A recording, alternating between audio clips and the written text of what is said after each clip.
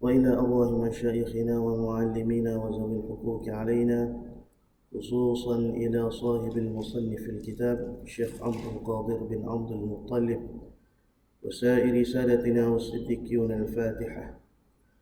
أعوذ بالله من الشيطان الرجيم. بسم الله الرحمن الرحيم. الحمد لله رب العالمين الرحمن الرحيم مالك يوم الدين، إياك نعبد وإياك نستعين، اهدنا الصراط المستقيم، صراط الذين أنعمت عليهم غير المغضوب عليهم ولا الضالين، آمين. اللهم صل صلاة كاملة وسلم سلاما تاما على سيدنا محمد الذي تنحل به العقد وتنفرج به الكرب وتقضى به الحوائج وتنال به الرغائب، وحسن الخواتيم ويستسقى الغمام بوجه الكريم وعلى آله وصحبه في كل لمحة ونفس بعدد كل معلوم لك. اللهم صل صلاة كاملة وسلم سلاما تاما على سيدنا محمد الذي تنحل به العقد وتنفرج به الكرب وتقضى به الحوائج وتنال به الرغائب، وحسن الخواتيم ويستسقى الغمام بوجهه الكريم وعلى آله وصحبه في كل لمحة ونفس بعدد كل معلوم لك.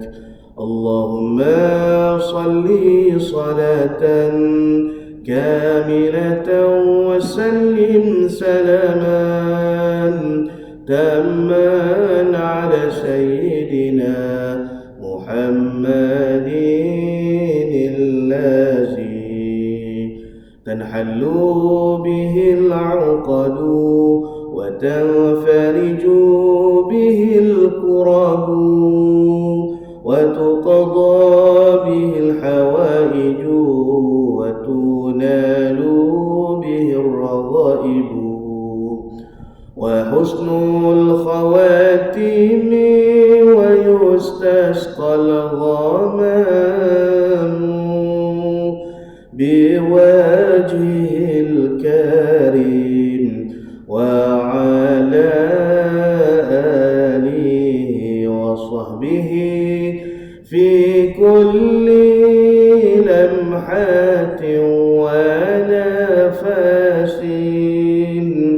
ونفس بعدد كل معلوم لك. الحمد لله رب العالمين، والصلاة والسلام على أشرف الأنبياء والمرسلين وعلى آله وصحبه أجمعين.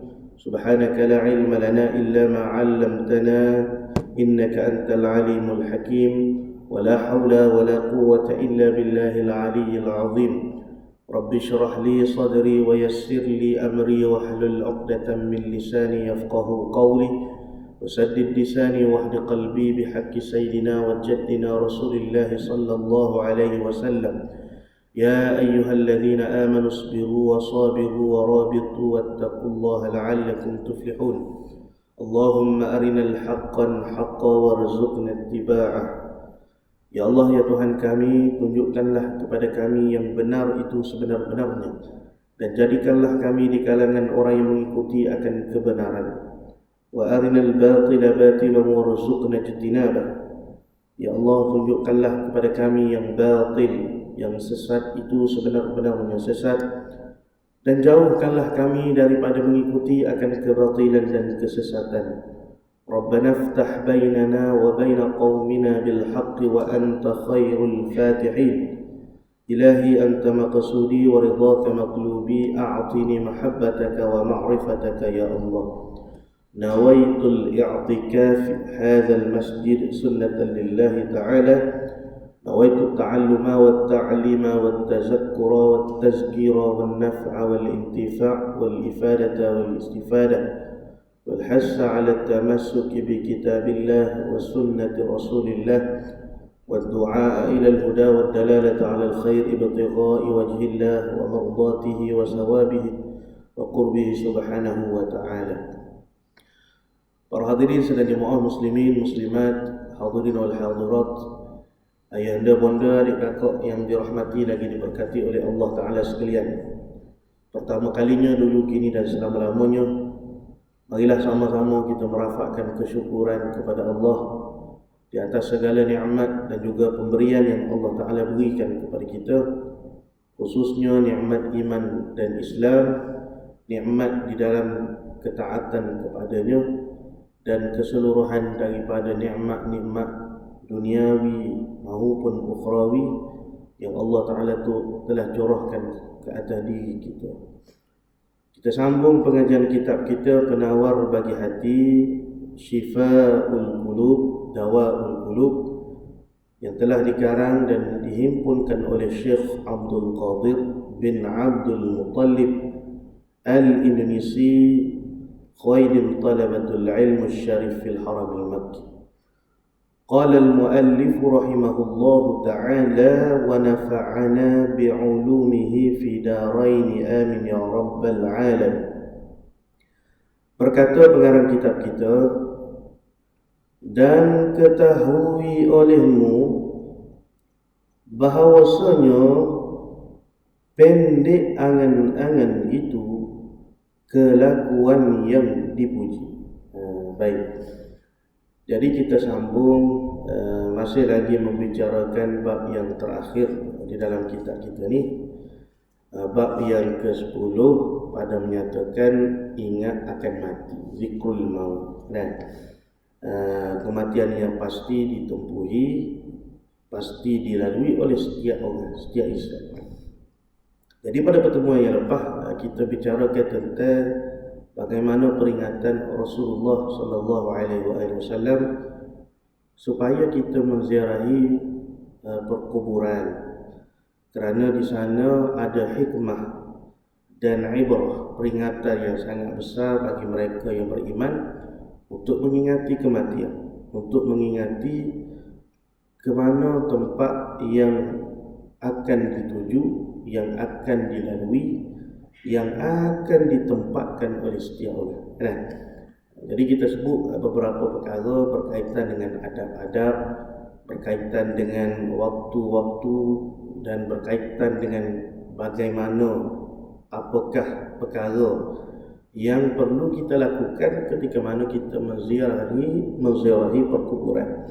Sama ada perkuburan saudara mara kita, sahabat anda kita, maupun ibu bapa kita, ataupun perkuburan makam-makam sahabat, makam-makam awliya, ataupun makam Rasulullah sallallahu alaihi wasallam.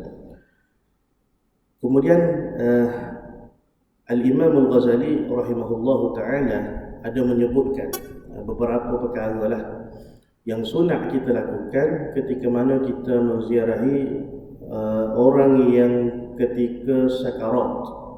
Sakarat ni makna ketika bertarung dengan kematian. Nah, di antara perkara yang sunat bila kita lakukan ketika mana kita menziarahi orang yang sakit. Orang yang sakit itu satu hal sunat untuk kita menziarahi mereka. Kemudian orang yang sakit ketika saat ajal ingin menjemput mereka, dia panggil saat sakarat. Saat nyawa-nyawa ikan. Nah, ketika itu seperti mana kita sebutlah, pintu taubat setiap hamba itu telah pun ditutup oleh Allah kerana ajalnya sudah sampai di kerongkongan. Maka di antara perkara yang dianjurkan, yang disunatkan apabila kita berhadapan, kita menziarahi orang yang berada di dalam keadaan sakarat, iaitu kita mentalqinkan mereka dengan kalimah La ilaha illallah, sebagaimana yang disebutkan oleh Rasulullah sallallahu alaihi wasallam, hadis yang diriwayatkan oleh Imam Muslim dan juga beberapa orang perawi yang lain. Apa kata Nabi sallallahu alaihi wasallam? Laqinu mautakum la ilaha illallah. Talkinkanlah orang yang akan meninggal, yakni di saat mereka tu nak habis umur. Macam kita cerita dululah dahsyatnya pertarungan, dahsyatnya keadaan, bagaimana kita nak meninggal ni. Dilihatkan kepada kita beberapa malaikat dan sebagainya lah.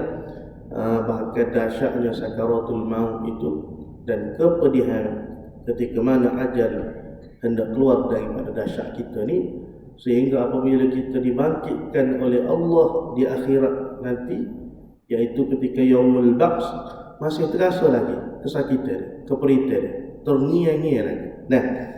Jadi perkara yang sunat kita talqinkan kepada orang yang sedang bertaruh, perkara yang di antara perkara hak sunat kita sebut, kita ajar mereka, iaitu kalimah La ilaha illallah.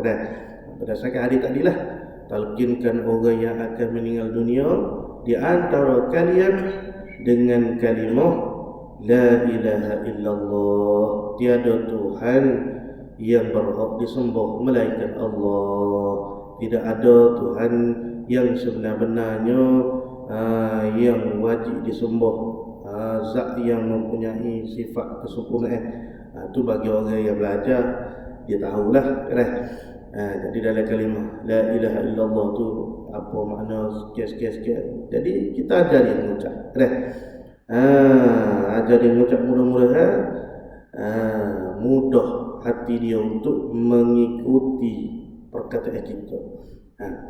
Dan orang yang mentalkinkannya hendaklah bersikap lemah lembut kepada bakal mayit, tidak memintanya berulang-ulang, kerana disebutkan dalam suatu hadis bagaimana kata Nabi sallallahu alaihi wasallam, uhduru mautakum walaqinuhum la ilaha illallah wa bashiruhum bil jannah fa innal halimal alima minar rijali wan nisa'i yatahayyaru 'inda zalikal masar wa inna iblisa aduwallah aqrabu ma yakunu minal 'abdi fi zalikal mawtin. Hadirilah, datangilah orang-orang yang akan meninggal dunia di antara kalian. Kita hadir, kita mari. Kemudian apa? Kata Nabi, walaqinuhum la ilaha illallah, dan talqinkan, ajarkan kepada mereka dengan la ilaha illallah. Ajarkan mereka sebut kalimah la ilaha illallah. Jadi setengah ulama menyebutkan ketika mana kita di saat-saat kewafatan itu sebenarnya hanya satu perkataan yang boleh disebut oleh lidah kita, iaitu kalimah Allah. Kerana ketika itu menurut setengah daripada yang disebutkan oleh para ulama, lidah kita itu sebenarnya sudah keluh, melainkan hanya satu kalimah sahaja, iaitu kalimah Allah. Kalau kita angkat lidah kita ni di langit, yang boleh disebut hanyalah kalimah Allah, Allah, Allah. Sebab itu setengah daripada zikir yang memberi manfaat dipanggil zikir ismul mufrad, walaupun ada yang tidak bersetuju, tapi itulah zikir sebenar-benarnya bagi mereka yang ingin mengecapi setelah mana mereka mempelajari bermakrifah kepada Allah. Allah, Allah, Allah, Allah. Kalau sebut semata-mata Allah tu, dia tidak memberi hasil apa-apa. Melainkan bila kita sebut kalimah Allah, kita sedar di hati kita, kita faham Allah itulah zat yang dituju, zat yang berkuasa, zat yang istighna an kulli ma siwa wa iftiqar an kulli ma ada, zat yang terkaya daripada tiap-tiap sesuatu dan tiap-tiap sesuatu berkehendak berhajat kepada diri dia. Zatullah, Allah, ismul zat, dipanggil ismul zat, zikir ismul mufrad, sebut nama Allah, Allah, Allah. Jadi saat kita nak mati itu, hanya kalimah Allah sahaja yang mampu dituturkan oleh lidah kita. Begitulah setengah daripada yang disebutkan oleh para ulama. Kemudian apa kata Nabi lagi? Wabashshirhum bil jannah, dan gembirakanlah, sampaikanlah berita gembira kepada mereka tentang syurga. Jadi kita kena royak pada dia supaya dia bersangka baik, supaya dia rajak berharap kepada Allah. Sebab di saat kita nak meninggal ni, di antara pemberatan sifat khauf dan rajak, maka hendaklah kita melebihkan rajak itu melebihi daripada khauf. Ketika kita hidup sekarang ni, kita jadikan sifat khauf dan rajak itu sebagai sama taruh. 50% kita khauf, 50% kita rajak. Khauf akan menjauhkan kita daripada melakukan maksiat. Khauf menyebabkan kita rasa takut tentang azab, tentang siksaan neraka yang dijanjikan oleh Allah. Manakala rajak pula menyebabkan kita rasa nak melakukan ketaatan, nak melakukan ibadah, nak bersungguh-sungguh dalam buat ibadat kepada Allah, berasa seronok, berasa gembira kepada Allah. Ni pakaian kita. Seolah-olahnya kita kata sayap kanan dan sayap kiri ketika mana kita nak terbang kepada keredaan Allah. Ni pakaian kita sewaktu kita sedang sehat, sewaktu kita sedang hidup, sewaktu kita sedang menjalani kehidupan seharian. Supaya taat kita dengan tinggal kita kepada maksiat tu dia panggil balance. Dia tidak kata berat kepada maksiat, sikit kepada amal, ada. Dia nak biar kita ni banyak kepada amal dan tinggal terus maksiat itu kalau boleh. Baik. Jadi waktu kita nak meninggal, di saat kita nak bertemu dengan Allah, maka ketika itu perbanyakkan, perlebihkan, perkuatkan raja itu, gantung hati kepada Allah. Sebab ketika itu manusia apa semua ni dia hanya boleh bantu setakat tu je lah. Tapi iman kita, khauf, raja kita kepada Allah, pergantungnya, pengharapan kita berharap dengan rahmat Allah, berharap dengan kasih sayang Allah, biar Allah tolong sungguh kita ni walau apa sahaja latar belakang kita sebelum daripada ni. Allah hapus dosa kita, Allah rahmati kita, Allah matikan kita dalam keadaan husnul khatimah. Sebab al-amalu bi khawatimah, setiap amal itu akan dinilai, akan dihisab, akan dikira berdasarkan perakhiran dia. Kalau perakhiran yang baik, perakhiran yang molek untuk diri kita, maka kita tu dikatakan orang yang as-sa'adah, orang yang mendapat kebahagiaan, orang yang mendapat kegembiraan, orang yang selamat. Tak ada dah. Tu saat terakhir kita. Biar keluar nyawa kita dari jasad kita ni dalam keadaan kita meredai Allah dan Allah meredai kita, dengan bantuan Allah, dengan pertolongan Allah, dengan pengharapan hati kita kepada Allah. Jadi kita orang hidup ni kena tolong dia, nasihat, ingat syurga, duk nantimu. Ingat janji Allah. Fa innal halim al-alim min ar-rijal wan nisa'i yatahayyaru 'inda dhalika al-wasf. Kerana orang yang santun lagi mengetahui laki-laki atau perempuan ketika itu kebingungan saat menghadapi kejadian yang hebat itu. Wa inna iblisa aduwallahi aqrabu ma yakunu minal 'abdi fi zalikal mawtin. Dan sesungguhnya iblis musuh Allah paling dekat kepada hamba-Nya dalam keadaan tersebut. Jadi iblis ni memang cara kau godok anak ada lah, cara kau nak menyesatkan diri kita lah, supaya kita ni mati dalam keadaan su'ul khatimah, mati dalam keadaan tercabut iman.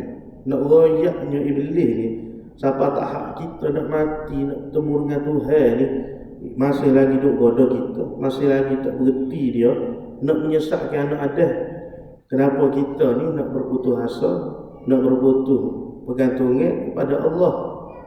Jadi jangan sekali-kali kita rasa putus asa dengan Tuhan.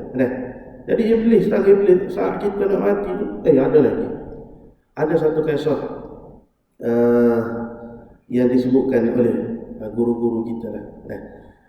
Bagaimana kisah Syekh Fakhruddin Ar-Razi, Al-Imam Fakhruddin Ar-Razi, di saat dia nak meninggal, di saat dia ketika nak mati.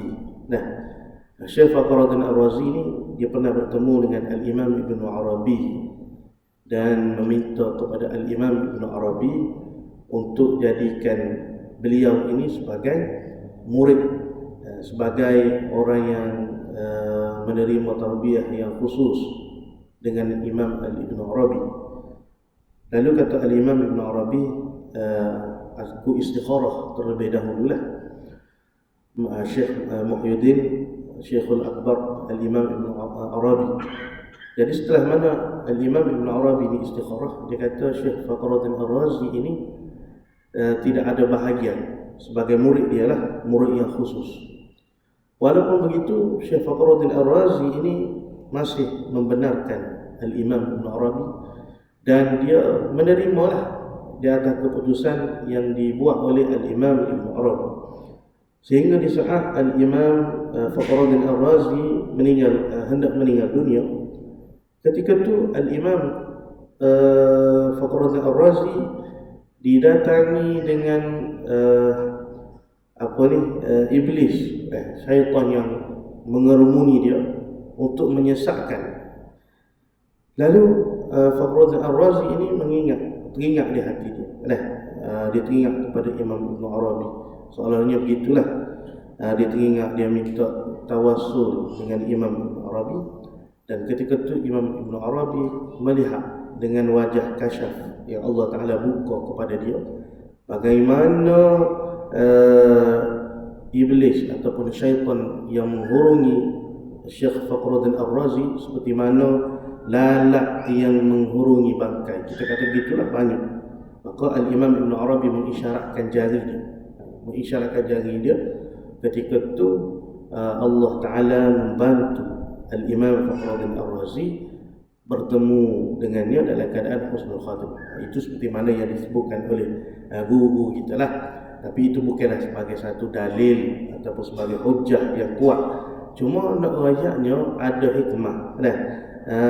Bila kita membenarkan perjalanan pengajian ilmu tentang para ahlilah, ilmu yang berkaitan dengan awliya, ilmu tentang orang yang dekat dengan Allah ini, maka mudah-mudahan ada bahagia kita yang tersendiri, ada rezeki kita yang Allah Ta'ala berikan kepada kita. Itu sahaja. Dan baik, itu salah satu daripada kisah yang berlaku pada ulama. Baik, jadi syaitan ni paling dekat dengan hamba dia, dengan manusia, dengan kita ni di saat kita nak meninggal. Syaitan menghurungi kita tu seolah-olahnya seperti mana lalat yang menghurungi bangkai. Dan dalam satu hadis yang sahih, bagaimana Rasulullah SAW menyebutkan, la yamutanna ahadukum illa wa huwa yuhsinullahu dhanna billah. Janganlah salah seorang di antara kalian meninggal dunia kecuali dia berbaik sangka kepada Allah Ta'ala. Hadis yang diriwayatkan oleh Imam Muslim.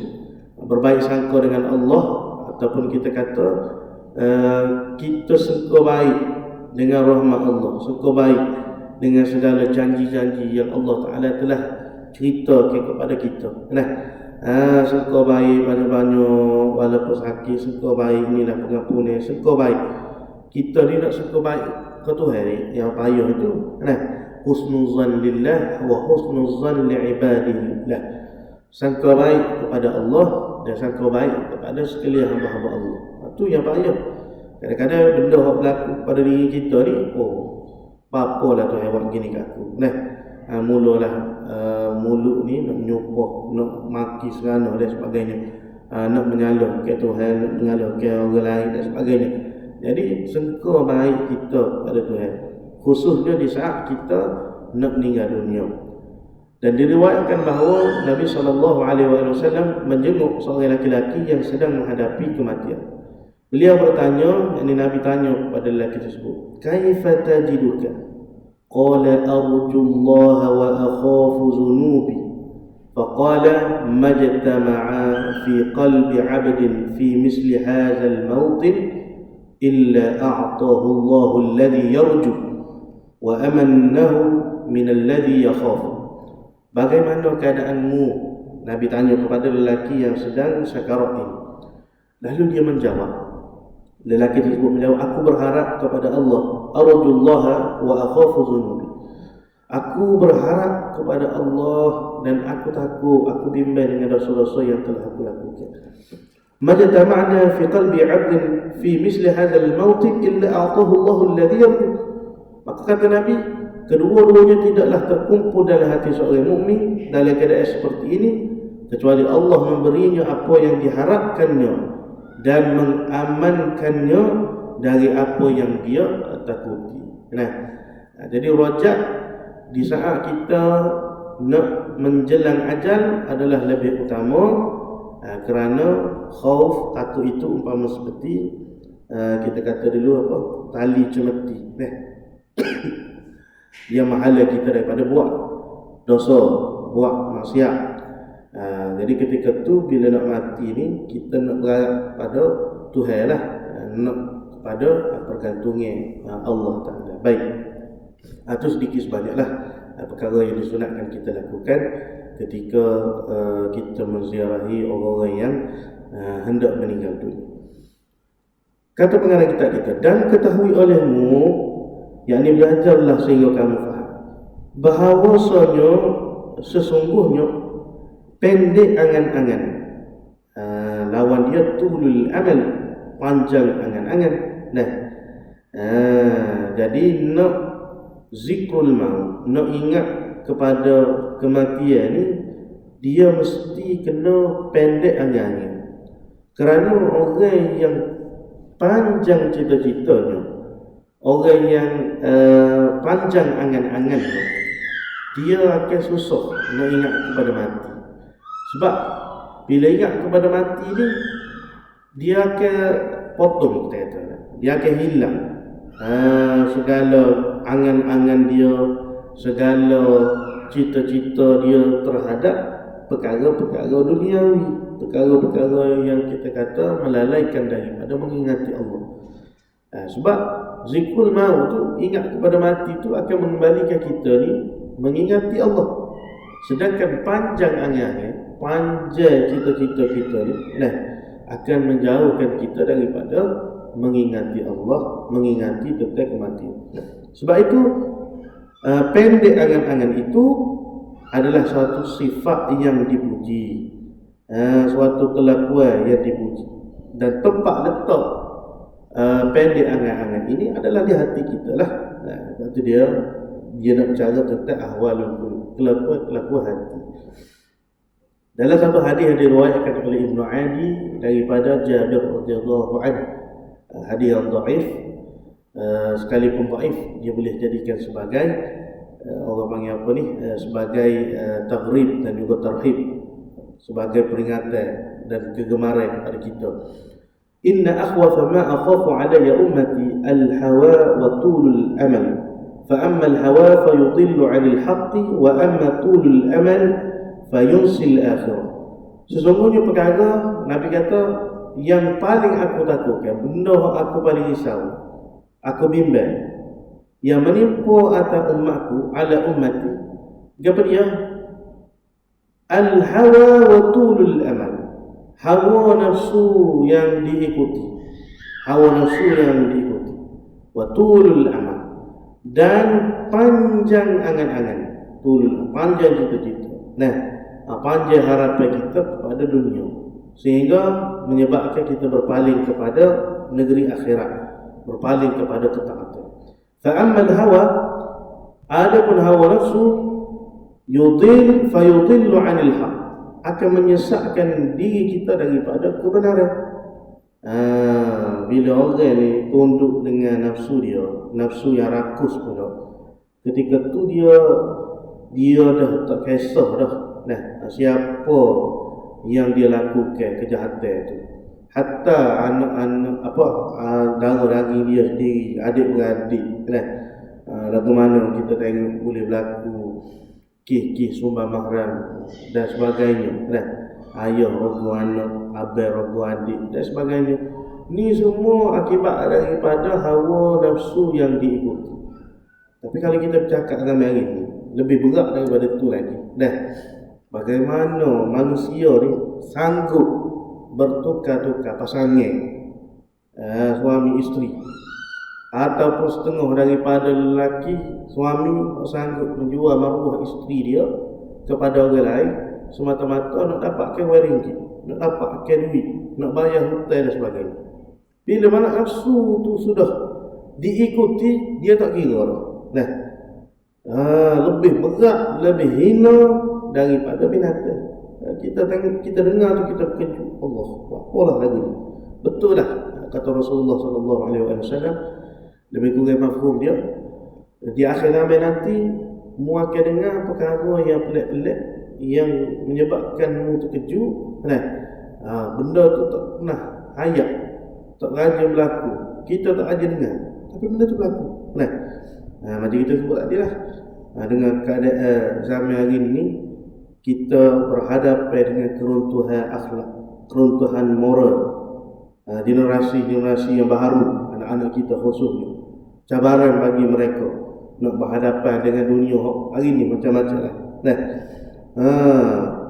hingga keruntuhan moral, keruntuhan akhlak ni kita kata, itu tak cerita lagi bab keruntuhan akhlak dan keruntuhan akidah, masalah akidah dan sebagainya. Jadi pelik-pelik. Nah, bila nafsu itu sudah menguasai diri manusia, bila nafsu itu sudah menjadi raja kepada kita, ketika itu tak ada dah iman, tak ada dah ilmu. Sebab itu dalam kitab Bidayatul Hidayah, Al-Imam Al-Ghazali menggariskan kepada kita bagaimana cara ataupun ciri-ciri orang yang hendak dijadikan sebagai sahabat. Nak pilih saya. Nah, sebab seseorang itu akan dinilai, akan dilihat cara berugamanya mengikut siapa yang dia berkawan, mengikut siapa yang dia jadikan sahabat. Agamamu tu akan dinilai mengikut siapa yang kamu bersahabat. Dalam hadis Nabi sebut. Jadi kalau kita berkawan dengan orang yang jauh dengan Tuhan, nah, jadikan dia pula sahabat kita, maka secara tidak langsung kadang-kadang kita sendiri itu akan terikut-ikut dengan retak dia. Nah, sebaliknya kalau kita bersahabat dengan orang yang mengingati Allah, mudah-mudahan dengan asbab itu dia akan menarik kita ni untuk mengingati Allah. Begitu. Jadi yang Imam Al-Ghazali sebutkan, antara ciri orang yang hendak kita jadikan sebagai sahabat itu, yang pertama apa? Orang yang ada ilmu, orang yang berilmu, bukan orang yang jahil, orang yang bebal, orang yang dungu, orang yang bodoh. Nah, yang kedua, ataupun disebutkan juga sebagai orang yang berakal. Yang kedua, orang yang akhlak yang baik. Nah, orang yang menjauhi daripada perkara-perkara yang fasik, bukan orang yang fasik yang jadikan yang jadikan sahabat kepada kamu. Nah, jadi ilmu dan juga iman amal soleh itu menjadi ciri-ciri utama kepada orang yang hendak kita jadikan sebagai sahabat. Maksudnya apa? Kalaulah semata-mata ilmu tetapi dia tunduk dengan hawa nafsu dia, maka ketika tu ilmu tu tidak ada lagi orang panggil apa? Tidak ada lagi pembimbing kepada dia, tidak ada lagi sempadan, tidak ada lagi jagaan, tidak ada lagi penghalang untuk dia jatuh kepada maksiat. Nah, soalnya begitulah, ilmu tu tunduk dengan nafsu dia. Jadi selain daripada ilmu yang bermanfaat, ilmu yang menyebabkan takutnya kita kepada Allah, maka ilmu itu juga hendaklah disertai dengan tunduknya nafsu kita kepada iman dan juga takwa.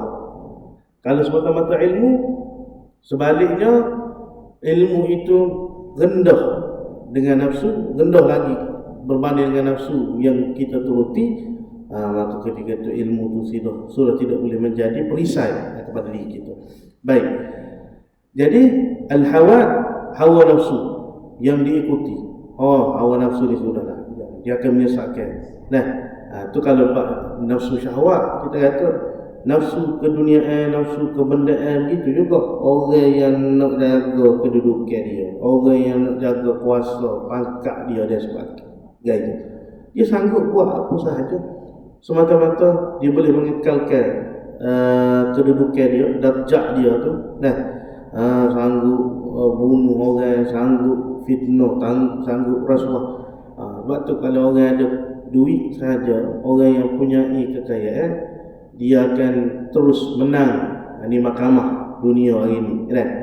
Mahkamah dunia hari ini, orang yang ada pengaruh, orang yang ada kuasa, orang yang ada kedudukan, bila dibicarakan, selama mana dia ada duit, dia boleh fight. Bayar lawyer, mahal-mahal, masuk daripada mahkamah rendah naik mahkamah tinggi, naik mahkamah rayuan, naik mahkamah persekutuan, tak apa. Bicara lagi lah. Sebab apa? Sebab dia ada BT, dia boleh bayar. Berbanding dengan rakyat marhain macam kita ni, kita ni tak ada apa-apa, masuk mahkamah tu pakai dolar lalu tu, tak ada nak membela diri dan sebagainya. Inilah keadaan dunia hari ini. Sehingga orang yang diberikan amanah nombor satu di dalam bidang perhakiman dan sebagainya, kita kata dia boleh bertindak, dia boleh menahan satu-satu hak rasa kepentingan untuk diri dia. Hak mana tidak ada kepentingan untuk diri dia, dia proses, dia jalan, dia boleh jatuhkan hukum. Itu benda yang berlaku pada hari ini. Jadi orang yang punya harta, orang yang punya duit, dia lepas umur, maknanya habis satu bicara, pergi ke bicara yang seterusnya, akhirnya dia mampu bayar, maka dia menang. Sebaliknya orang yang susah, orang yang ditindas, kadang-kadang dia ni bersalah, dia ni tidak bersalah, tapi disebabkan mungkin dia tidak ada harta, dia tak ada duit dan sebagainya, tak mampu nak bayar lawyer, tak mampu nak bayar pegawai untuk membela diri dia, membela nasib dia, akhirnya dia dijatuhkan hukuman.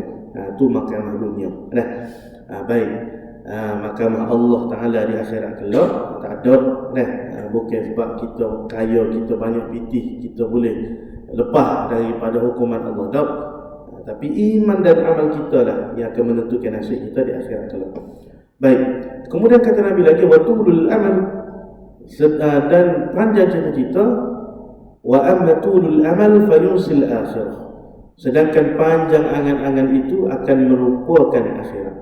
Kemudian dari Al-Hasan berkata, Rasulullah SAW bersabda kepada sahabat beliau, akluhum yuhibbu an yadkhulal jannah, qalu na'am ya Rasulullah, qala an-nabi fadhilul amal wa asbitu ajalakum baina absarikum wastahbu minallahi wa haqqa hayatih. Nabi tanya, adakah kalian ingin masuk ke dalam syurga? Maka mereka menjawab, na'am ya Rasulullah, ya wahai Rasulullah. Maka Nabi kata, pendekkan angan-angan kalian, dan tetapkanlah ajal kalian di depan mata kalian, dan malulah wastahyu minallah wa haqqa hayatih, dan malulah kepada Allah dengan sebenar-benarnya. Jadi malu ni dia macam perisai jugalah kepada kita. Kita ni kalau punya sifat malu, walaupun di belakang manusia kita tak akan buat dosa, tapi sebab kita tak ada malu ni, depan orang kita rasa malu. Depan orang kenal kita tak buat benda-benda yang tidak senonoh. Tapi di belakang orang tak kenal kita, orang tak cara kita, tak ada siapa nak ambil tawaran kita, maka ketika tu kita jadi orang yang diraka ke Tuhan. Sebab apa? Sebab hilangnya rasa malu, hilangnya rasa malu. Baik itu kata Nabi SAW, apabila hilang perasaan malu di dalam hati manusia, fasna' ma syi'ta, maka mu akan buat kepada dia benda yang mu nak buat. Sebab orang yang punya sifat malu ini bukan hanya dia malu kepada manusia, tetapi yang paling besar sekali dia malu kepada Allah. Dia malu kepada Allah yang sentiasa memerhati, yang sentiasa melihat gerak-gerinya, yang sentiasa mengetahui apa sahaja yang dia buat, yang dia lakukan, yang dia pertuturkan, yang dia perkatakan. Jadi malu tu salah satu daripada perisai kepada diri kita daripada melakukan perkara yang Allah Ta'ala murkai, daripada melakukan perkara yang Allah Ta'ala benci. Baik. Jadi itulah yang disebutkan oleh Rasulullah SAW.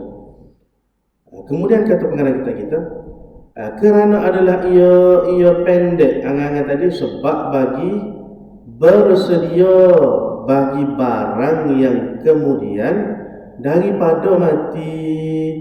Jadi bila kita ni pendek angan-angan, kita ni tak banyak orang panggil berangin, bergantung panjang cita-cita kita kepada dunia ni, maka itulah persediaan ataupun peringatan bagi barang yang ini perkara-perkara kemudian daripada mati. Dan bahawasanya manusia bersalah-salahan mereka itu manusia pada pendek angan-angan dan panjangnya angan-angan setengah mereka itu manusia. Jadi diri kita ni dia ada tahap-tahap yang berbeza.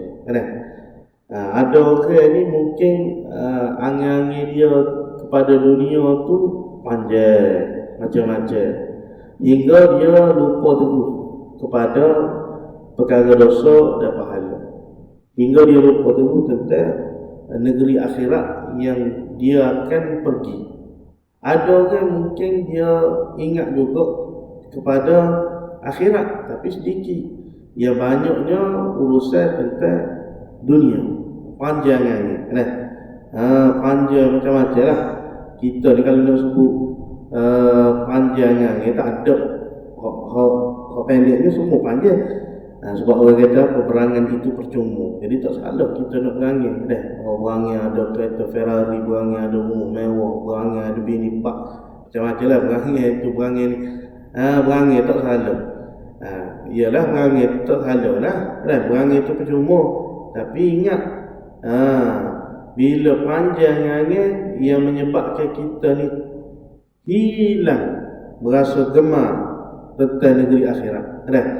Maka ketika tu kita tu dicela. Sebab kebanyakan orang yang tidak mahu mati ni kerana panjangnya angan-angan dia. Bahkan itulah orang-orang yang tidak beriman kepada Tuhan. Misalnya dia berusaha bersungguh-sungguh ketika mana dia hidup di dunia ni, kumpul harta sekaya yang mungkin. Sebab apa? Sebab dia anggap hidup ni hanya sekali di dunia.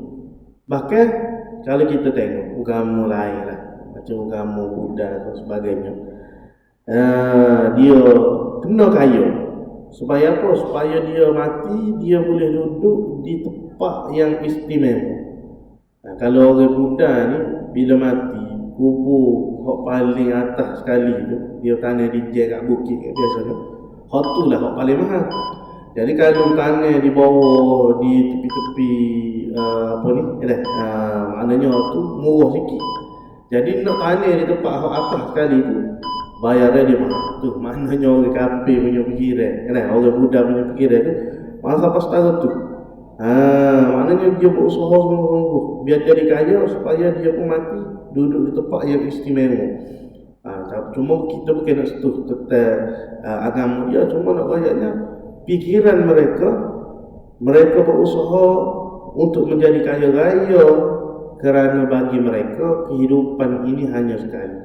Tapi bagi kita yang beriman, kita berusaha bersungguh-sungguh kerana kita yakin ada negeri akhirat yang menjadi kehidupan yang sebenar bagi kita. Kalau kita berusaha di dunia ni pun semata-mata untuk mengkayakan negeri akhirat kita, bukan terhenti di dunia semata-mata. Alangkah rugi dan malangnya mereka yang berusaha bersungguh-sungguh di dunia ni untuk menjadi kaya raya, tetapi rugi 1000 kali rugi bila di akhirat nanti dia menjadi orang yang muflis, orang yang miskin, orang yang jatuh tersungkur, orang yang apa-apa keadaan. Na'udzubillah min zalik. Kemudian kata pengarang kita, dan panjangnya angan-angan setengah mereka itu mencita-cita ia akan panjang umurnya 1000 tahun kerana firman Allah Ta'ala, yawaddu ahaduhum law yu'ammaru alfa sanah. Artinya mencita-cita seorang daripada mereka itu bahawa dipanjangkan umurnya 1000 tahun. Wallahu ta'ala a'lam wa ilmuhu atam. Jadi setakat ini untuk malam ini, mudah-mudahan kita dapat mengambil pengajaran dan manfaat daripada apa yang disampaikan oleh pengarang kita yu'til hikmata man yasha' wa man yu'tal hikmata faqad utiya khairan katsira wa ma yadhakkaru illa ulul albab. Bismillahirrahmanirrahim. Alhamdulillahirabbil alamin. Wassalatu